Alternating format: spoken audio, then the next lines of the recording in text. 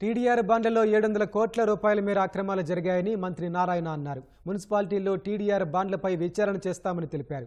రాష్ట్రంలోని town planning అధికారులతో మంత్రి నారాయణ సమావేశమయ్యారు. టీడీఆర్ బాండ్లపై అధికారులు సరైన సమాచారం ఇవ్వకపోవడంతో మంత్రి అసహనం వ్యక్తం చేశారు. అధికారుల తీరు మార్చుకుని పనిచేయాలని హెచ్చరించారు. తణుకులో 29 టీడీఆర్ బాండ్స్ ఇచ్చారు. 4500 స్క్వేర్ యార్డ్ రేట్ ఉంటే దాన్ని 22,000కి వేశారు. ఇది ఒక పెద్ద స్కామ్.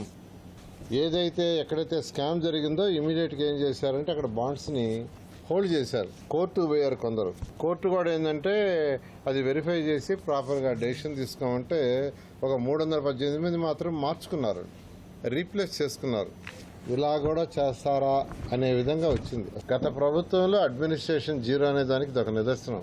అధికారులు వాళ్ళకు కొన్ని రూల్స్, రెగ్యులేషన్స్, జీవోలు, స్టాట్యూటరీ చట్టాలు అన్ని చేయాల, వాళ్ళ పని అది.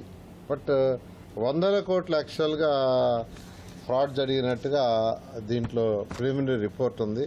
తిరుపతిలోకి వచ్చేళ్ళకి యాక్చువల్గా ఏంటంటే 2 టీడీఆర్స్ ఈ విధంగా చేశారు. అక్కడ రేటు ఫిక్స్ చేయటంలో కూడా అబ్నార్మల్గా 40,000 స్క్వేర్ యార్డ్ కింద ఫిక్స్ చేసి అక్కడ మిస్యూజ్ చేశారని యాక్చువల్గా రిపోర్ట్ ఇవ్వడం జరిగింది.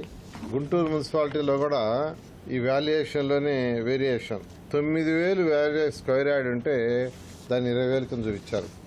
విశాఖపట్నంలో అయితే మామూలుగా గిఫ్ట్ డీడ్ రిజిస్టర్ చేయాలా, రిజిస్టర్ చేయకుండా నోటరైజ్డ్ అఫిడవిట్ ఇస్తే ఇచ్చేశారు. అంటే ఇంతవరకు యాక్చువల్గా ప్రాథమికంగా మాకు వచ్చిన దాంట్లో సుమారుగా ఒక 700 crores అని వచ్చింది. 123 మున్సిపాలిటీస్లో ఎలా జరిగిందో దీని మీద ఎంక్వైరీ చేయడం జరుగుతుంది.